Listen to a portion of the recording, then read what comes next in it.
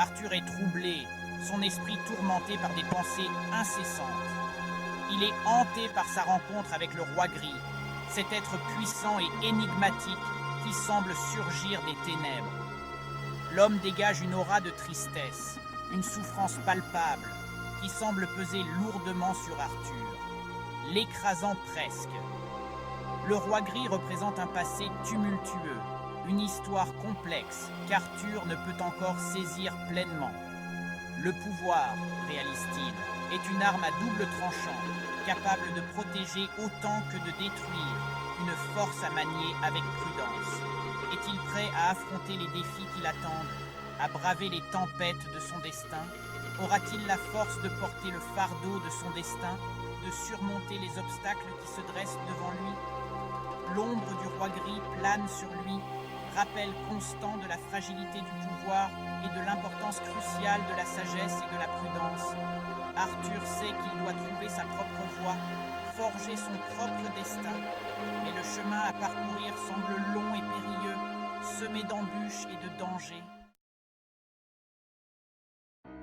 Le roi gris n'est pas un tyran assoiffé de pouvoir. Arthur le ressent, le perçoit dans la mélancolie de son regard. C'est un homme brisé, marqué par les erreurs du passé. Son histoire, bien que mystérieuse pour Arthur, est empreinte de regrets. Le pouvoir peut corrompre, détruire même les âmes les plus nobles. Arthur le comprend instinctivement. Le roi gris est un rappel brutal de cette vérité. Il est un avertissement vivant, une leçon incarnée de la responsabilité qui accompagne inévitablement le pouvoir. Arthur, malgré son jeune âge, est capable d'empathie. Le destin du royaume repose sur ses épaules, et Arthur est déterminé à ne pas faillir à sa tâche. Arthur rencontre la princesse Catilne. Leur relation est tendue, marquée par des non-dits et des attentes implicites. Elle le défie, le pousse à se dépasser constamment. « Tu as beaucoup à apprendre », dit-elle, sa voix douce mais ferme. Être roi ne se résume pas à la force brute. Ces mots, bien que durs, résonnent profondément en Arthur. Catilne voit en Arthur un potentiel immense, mais aussi une certaine arrogance juvénile.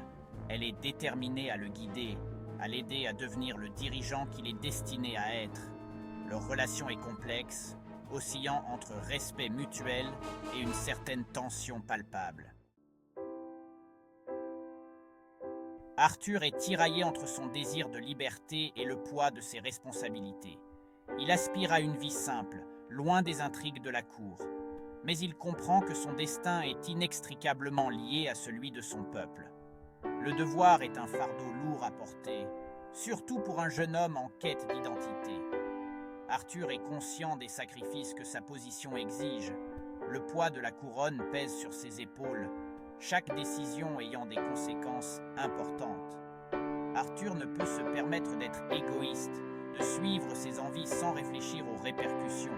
Il veut être un bon roi, un roi juste et bienveillant. Le passé d'Arthur refait surface. Des souvenirs douloureux, des visages familiers hantent ses pensées. Il se souvient de sa vie antérieure, de son existence avant de renaître dans ce monde fantastique. La nostalgie le gagne parfois, ce sentiment doux, amer d'une vie inachevée. Le passé est une blessure ouverte, une cicatrice qui refuse de se refermer complètement. Malgré la douleur, Arthur refuse de se laisser consumer par ses regrets. Il sait qu'il doit aller de l'avant, embrasser sa nouvelle vie et son nouveau destin. Le passé n'est pas un fardeau, mais une source d'inspiration, un rappel de tout ce qu'il a à protéger et à accomplir. Arthur intègre une classe d'élèves talentueux. Il est le nouveau venu, celui que tous observent avec curiosité et une certaine appréhension. Il est différent, marqué par son passé et son aura de pouvoir. Malgré les regards insistants et les murmures, Arthur est déterminé à s'intégrer. Il veut apprendre, se faire des amis, vivre une vie aussi normale que possible malgré son statut. Les autres élèves sont partagés entre admiration et méfiance. Arthur navigue dans ce nouvel environnement avec prudence, conscient des enjeux et des dynamiques de pouvoir en jeu. L'école est un nouveau départ pour Arthur, une chance de se construire une nouvelle vie loin des contraintes du palais. Arthur découvre la magie du lien, cette force puissante qui unit deux êtres. Il est intrigué par ce concept, par la possibilité de partager ses pouvoirs et ses émotions avec quelqu'un d'autre. La magie du lien représente une forme de connexion profonde, une symbiose entre deux âmes. Arthur est fasciné par ce lien, par la confiance et la vulnérabilité qu'il implique. Le lien magique est un symbole d'unité, de force collective. Arthur comprend que la véritable puissance réside dans la coopération, dans la capacité à unir ses forces à celles des autres. Il est prêt à explorer cette nouvelle voie, à découvrir le véritable potentiel de la magie du lien. Un nouveau projet est lancé dans la classe d'Arthur. Les élèves sont intrigués et impatients de découvrir ce qui les attend. Les détails sont encore flous, mais il sent que cela pourrait être dangereux. Arthur ne peut s'empêcher de se demander quels défis ils devront affronter. L'excitation et l'appréhension se lisent sur les visages. Chacun se prépare mentalement à ce qui pourrait être une aventure inoubliable. Le projet est un défi, une opportunité pour les élèves de mettre en pratique leurs compétences et de repousser leurs limites. Ils devront collaborer et faire preuve de créativité.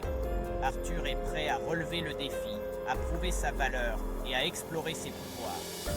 Il sait que ce projet pourrait être une chance unique. L'incertitude plane sur le projet, une aura de mystère qui intrigue et inquiète Arthur.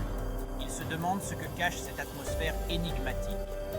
Il est déterminé à découvrir la vérité, à percer les secrets qui entourent ce projet. Arthur sait que la connaissance est la clé pour surmonter les obstacles. Le projet est un catalyseur, un événement qui va bouleverser la vie d'Arthur et de ses camarades. Ils ne seront plus jamais les mêmes après cette expérience. Arthur ne peut s'empêcher de penser à Tess. Leur relation est ambiguë, oscillant entre amitié et une attirance naissante. Il admire sa force, sa détermination et sa loyauté. Tess est un mystère pour Arthur. Il perçoit une tristesse voilée derrière son sourire, une force tranquille qui le fascine. Leur relation est un jeu de regards, de sourires timides et de conversations animées. Arthur est troublé par ses sentiments, incertain de la nature de son attirance pour Tess. Il hésite à franchir le pas, à risquer de compromettre leur amitié naissante. Le cœur d'Arthur est partagé entre son devoir, ses responsabilités et ses sentiments grandissants pour Tess. Arthur se rend dans une salle d'entraînement isolée. Il a besoin de se défouler, de laisser libre cours à ses pouvoirs. La magie crépite autour de lui, libérant une énergie brute et sauvage. L'entraînement est une échappatoire pour Arthur, un moyen de canaliser ses émotions et de repousser ses limites. Tess le rejoint dans la salle d'entraînement. Leur séance d'entraînement se transforme en un ballet hypnotique de mouvements fluides et d'attaques fulgurantes. Ils se défient mutuellement, repoussant leurs limites et explorant leurs pouvoirs. L'entraînement est plus qu'un simple exercice physique. C'est un moment de complicité, de confiance mutuelle et de partage intense. Le chapitre se termine sur une note d'incertitude, laissant planer un voile de mystère. Arthur sent que le danger approche, que quelque chose de sombre et de menaçant se profile à l'horizon.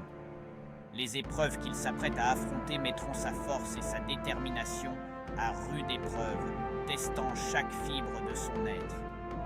L'avenir est incertain, voilé de mystère et de danger, comme un chemin obscur et sinueux.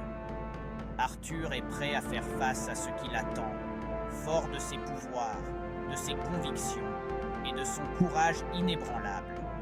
Il peut compter sur le soutien indéfectible de ses amis, unis par un lien indestructible. Le voyage d'Arthur ne fait que commencer, une aventure épique pleine de défis et de découvertes. Il est prêt à embrasser son destin, à affronter les épreuves avec bravoure et à se battre pour un avenir meilleur, pour un monde plus juste. La fin du chapitre laisse le lecteur en suspens sur le fil du rasoir, impatient de découvrir la suite des aventures d'Arthur, de suivre son parcours héroïque et de percer les mystères qui entourent le projet et son destin. Un destin encore